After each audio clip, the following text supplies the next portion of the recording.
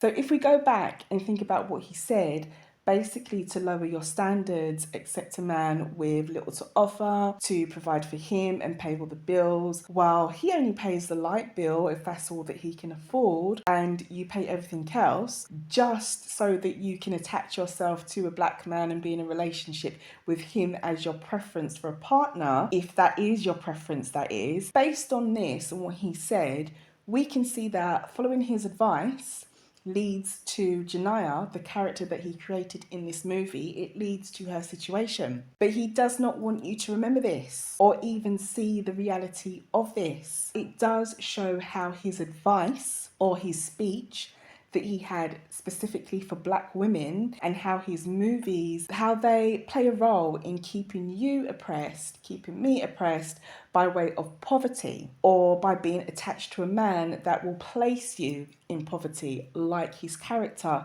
Janaiyah. Using poverty to oppress black women, I would argue that what we heard from Tyler Perry, along with the fact that black women are often impregnated and abandoned by black men, there is no one else out here doing that in large numbers, we have to be honest about this. These behaviours from Tyler Perry and men in the community who place women in these situations are a form of nuanced oppression that black men place on black women by way of poverty. They use poverty to oppress us, either by putting us there and putting us in it themselves, or by bringing us down to a poverty level when we were never there to begin with. If we use Janaiyah and her character, this is a perfect example.